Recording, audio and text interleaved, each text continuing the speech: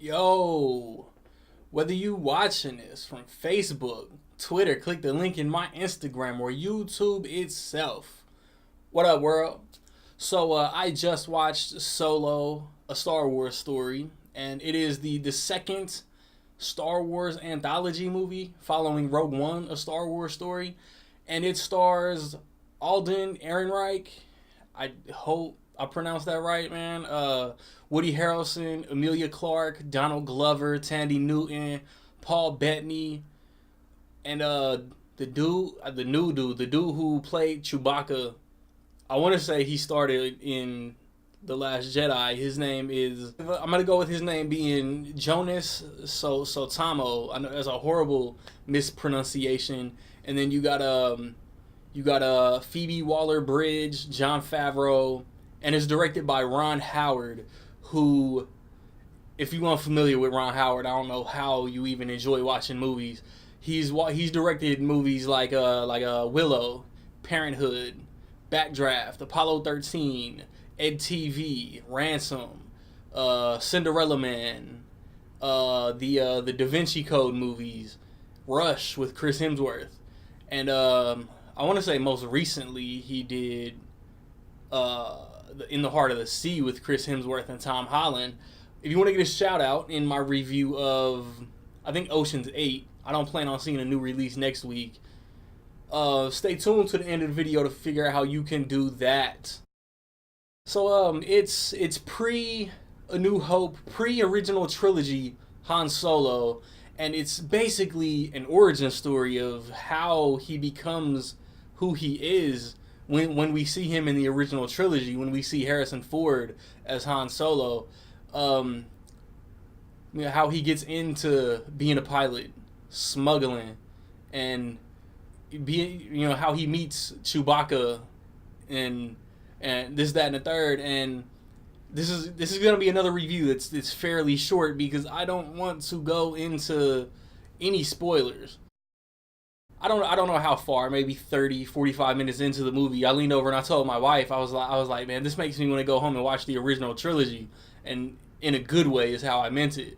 Like Han Solo was the dopest character in the original trilogy, and this movie doesn't do anything to tarnish the legacy of a great character. This movie will end up being the Justice League of this Star Wars universe to me, because I thought Phil Lord and Chris Miller, the directors of 21 Jump Street and the Lego Movie, was genius hiring. You can't say casting, but it was genius hiring for this movie, because it was gonna be a fun adventure that didn't have ties to any other Star Wars movie, and then supposedly they were taking too many risks for Disney or Lucasfilm, and Ron Howard stepped in and replaced them. So the vision, I'm sure there's not going to be a Lord and Miller cut of Solo. I don't think they shot enough to complete the movie. But Ron Howard come in, it's Ron Howard's movie, and he did a damn good job. Alden Ehrenreich, I think most people was just like, no, Alden Ehrenreich is a bad choice. Like, there's nobody that can be Harrison Ford. There's just nobody that's gonna be Harrison Ford. So everybody was skeptical of the casting of Alden Ehrenreich, and I, for one, I can't speak for anybody else, but I, for one, was proved wrong.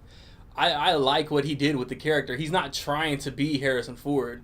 Harrison Ford has been through some things once A New Hope begins. This movie is Han Solo basically with no experience in the galaxy. He's learning the ropes. He's learning people's true nature. He's becoming a man, basically, and it was real dope to watch, man. This movie is fun. Paul Bettany is dope as the villain. Phil Lord and Chris Miller had cast Michael K. Williams, but he couldn't come back and reshoot anything with Ron Howard, so Paul Bettany had to come in and be that character. Emilia Clarke, my favorite female character and actress from Game of Thrones, is very dope as I can't remember her character's name, but her character is dope. Her character is important to the story, and I just love what she did with that character. Woody Harrelson has been killing it since Cheers season 4, and he kills it here too. He's been popping up in everything lately too. Woody Harrelson, man. Woody Harrelson is a dope character. Kind of takes Solo under his wing. And then, man, Donald Glover, man. Some of y'all know him as Childish Gambino. Some of y'all know him as Earn from Atlanta. Some of y'all know him as the dude. I've never seen Community. Some of y'all know him as the dude from Community. But he's perfect. As soon as they announced the Lando casting, Donald Glover was perfect. Everybody knew it. And he kills it. He steals the scenes he's in. He's funny. He's his rapport, his back and forth with Han Solo is great. I don't know, man. Like the score, man. They kind of modify the score, the Star Wars theme. They modify the theme, but when it hits, man, when the Star Wars score hits, I just get hit with this excitement. Just like oh man, like the Star Wars theme is just so good. Just one of the all-time greats. I don't know, man. I liked the story. I liked that there were Han talks about, his legacy in the original trilogy, in The Force Awakens. He talks about things that he's been through, and this movie hits on a lot of that.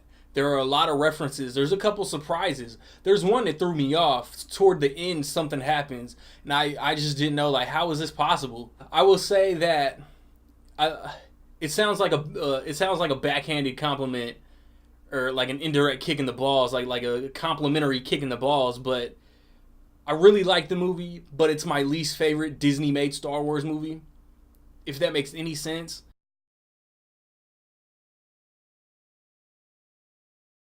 So with all that being said, in my opinion, I will say that Solo, A Star Wars Story, is dope. Have you seen Solo? What did you think about it, man? Positive, negative, somewhere in between? Let me know. Where do you rank it among all 10 Star Wars movies now? I actually got to look at my list. I'm not exactly sure where I'd put it. It's middle of the pack. I like it better than the prequel trilogy. I'll tell you that. So probably like sixth, fifth or sixth. If you want that shout out in my Ocean's 8 review, or if something comes up that I watch next weekend, how much will Solo make over the 4-day weekend, Monday included, before noon Central Time Monday? Get your guesses in. Be the first. Be the closest. I've recently reviewed Deadpool, Overboard, Life of the Party, Avengers. I have a movie talk from April that I did last month. I'm still bouncing ideas of what I want to do for this month, but it'll be out before the end of the month, guarantee that. Like I said, I want to watch Ocean's 8. I want to see Hotel Artemis. I don't know if my theater will get it. And then I want to watch Incredibles 2, and I think Tag comes out the weekend of Incredibles 2 as well. And I'm going to try to get an NBA Finals prediction video discussion out before the finals start. So like, subscribe, comment. Find me where you find me, man. Don't know where to find me. Watch these credits. Peace.